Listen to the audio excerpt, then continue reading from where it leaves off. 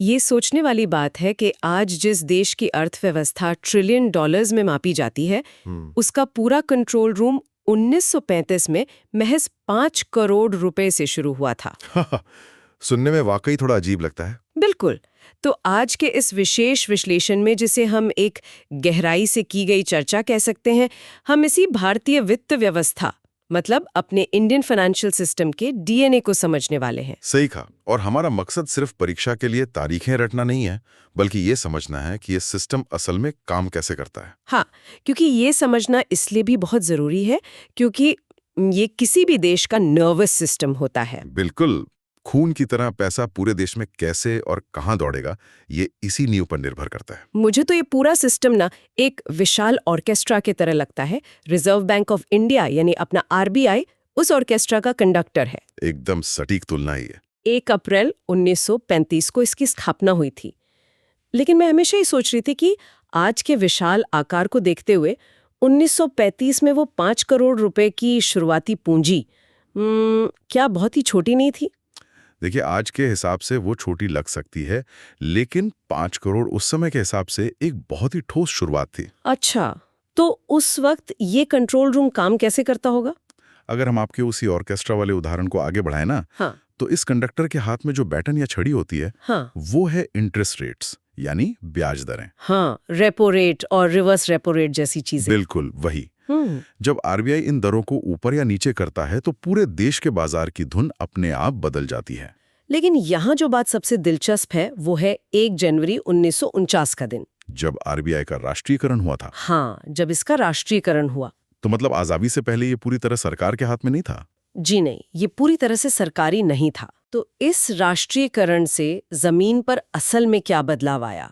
1949 के राष्ट्रीयकरण का सीधा मतलब ये था कि अब देश का पैसा और मौद्रिक नीतियां किसी निजी मुनाफे के लिए काम नहीं करेंगी। ओहो, मतलब फोकस पूरी तरह बदल गया। बिल्कुल बदल गया। अब उनका लक्ष्य एक नए स्वतंत्र राष्ट्र का निर्माण था, जिसे हम नेशन बिल्डिंग कहते हैं। और यहीं पर शायद सीडी देशमुख जी का रोल आता है, जो स्वतंत्र भारत के पहले आरबीआई गवर्नर थे। हाँ, उन्होंने ही इस विजन को आगे बढ़ाया और इस सिस्टम को आजाद भारत की नई चुनौतियों के लिए तैयार किया। आरबीआई तो ठीक है, वो ऊपर बैठ के नीतियां बना रहा है, पूरे सिस्टम को कंट्रोल कर रहा है, लेकिन मेरे दिमाग में एक सवाल आता है कि आम इंसान तक वो नीतियां पहुंचती कैसे हैं? ये एक बहुत ही अहम सवाल है। क्योंकि आरबीआई तो हमें घर या व्यापार के लिए सीधा लोन देने आता नहीं है। बिल्कुल नहीं आता। और यहीं पर सिस्टम का दूसरा हिस्सा काम आता है, कमर्शियल बैंक्स, जिसमें सबसे बड़ा खिलाड़ी है स्टेट बैंक ऑफ इंडिया यानी एसबीआई। हाँ, जिनकी टैगलाइन है with you all the way. सही कहा। और ये सिर्फ एक मार्केटिंग लाइन नहीं है, ये उस मैकेनिज्म को दिखाती है जिसके जरिए ऊपर बनी नीतियां देश के हर कोने तक पहुंचती हैं। मतलब जमीनी स्तर पर काम यही करते हैं। हाँ, चाहे वो कोई बड़ा व्यापारी हो या एक आम नागरिक, उन वित्तीय योजनाओं को जमीन पर उतारने का काम एसबीआई जैसे बैंक ही करते हैं। मुझे यहाँ एक पैटर्न नजर आ रहा है। आरबीआई का मुख्यालय मुंबई में है और एसबीआई का मुख्यालय भी मुंबई में ही है। क्या ये महज एक इत्तेफाक है? अगर हम इसे बड़ी तस्वीर से जोड़कर देखें ना, तो समझ आता है कि मुंबई को देश की सच्ची वित्तीय राजधानी क्यों कहा जाता है। क्योंकि सारा कंट्रोल वहीं से हो रहा है। बिल्कुल। ये एक पूरा इकोसिस्टम है। टॉप लेवल पर मौद्रिक नीतियां बनाने से लेकर देश के सबसे बड़े कमर्शियल बैंक के जरिए उन्हें लागू करने तक का पूरा नेटवर्क एक ही शहर में केंद्रित है। तो इन सब का क्या मतलब निकलता है? संस्थाएं तो बन गईं, लेकिन इस पूरे सिस्टम को चलाया तो इंसानों और उनकी नीतियों ने ही है ना?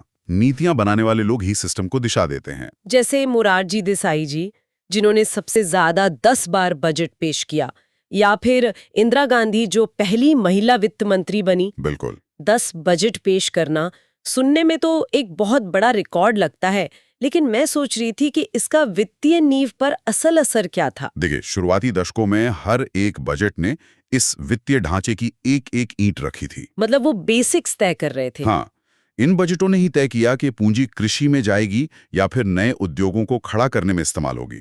लेकिन जैसे जैसे अर्थव्यवस्था बड़ी हुई ना, तो ये पारंपरिक ढांचा काफी नहीं रहा होगा। बिल्कुल। सिस्टम को आधुनिकीकरण और सबको साथ लेकर चलने वाले वित्तीय समावेशन की बहुत जरूरत थी। और उसी आधुनिकीकरण का सबसे बड़ा उदाहरण मुझे 1 जुलाई 2017 लगता है, जब जीएसटी लागू हुआ था। वाकई वो एक बहुत बड़ा बदलाव था। इसने तो पुराने टैक्स सिस्टम को पूरी तरह बदल कर रख दिया। हाँ, क्योंकि जीएसटी से पहले हमारे यहाँ टैक्स के ऊपर टैक्स लगता था, जिसे कैस्केडिंग इफेक्ट कहते हैं। इससे चीजें महंगी होती थीं और हर राज्य का अपना अलग नियम था। जो व्यापार के लिए बहुत सिरदर्द था। बिल्कुल। तो जीएसटी ने उन सभी उलझनों को हटाकर एक सिंगल मार्केट बनाया। इसने पूरे देश को आर्थिक रूप से एक सूत्र में पिरो दिया। जिससे व्यापार करना और टैक्स जमा करना दोनों काफी पारदर्शी हो गए। एकदम सही।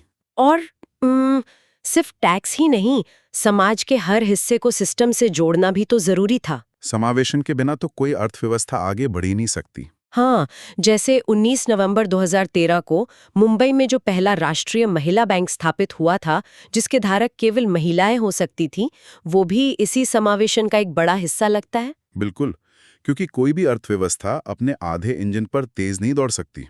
सही बात है। महिलाओं को फॉर्मल बैंकिंग सिस्टम में लाना सिर्फ उन्हें बैंक खाते देना नहीं था, बल्कि उन्हें अर्थव्यवस्था का सक्रिय हिस्सा बनाना था। मतलब उन्हें आर्थिक आजादी देना। हाँ, ये इस बात का प्रतीक था कि हमारी वित्तीय व्यवस्था अब सिर्फ आंकड़ों से आगे बढ़कर सामाजिक सशक्तिकरण का भी हिस्सा बन रही है। तो आज के इस चर्चा में हमने काफी कुछ समझा। 1935 में महज 5 करोड़ से शुरू हुआ आरबीआई, जमीन पर नीतियां उतारने वाला एसबीआई और फिर 10 बार पेश हुए बजट के पारंपरिक दौर से निकलकर 2017 के जीएसटी और महिला बैंकों तक का शानदार सफर। ये सफर दिखाता है कि हमारी अर्थव्यवस्था कितनी तेजी से खुद को बदल रही है। ये एक ऐसा ढांचा है जो कभी रुकता नहीं है, बल्कि हर दशक की जरूरतों के हिसाब से खुद को लगातार इवॉल्व करता रहता है। बिल्कुल सही कहा। और अब इस चर्चा को खत्म करते हुए एक सोचने वाली बात छोड़ के जाते हैं। अगर हमारी ये वित्तीय व्यवस्था महज 5 करोड़ रुपए से शुरू होकर आज जीएसटी जैसे एकीकृत टैक्स सिस्टम और विशेष महिला बैंकों जैसी विशाल संरचना तक पहुंच सकती है, तो जरा सोच कर देखिए भविष्य की अर्थव्यवस्था कैसी होगी। ये एक बहुत ही दिलचस्प सवाल है। क्या आने वाले समय में ये पूरा सिस्टम पूरी तरह से डिजिटल करेंसी या आर्टिफिशियल इंटेलिजेंस पर निर्भर हो जाएगा? ये एक ऐसा सवाल है जिस पर हम सबको विचार करना चाहिए।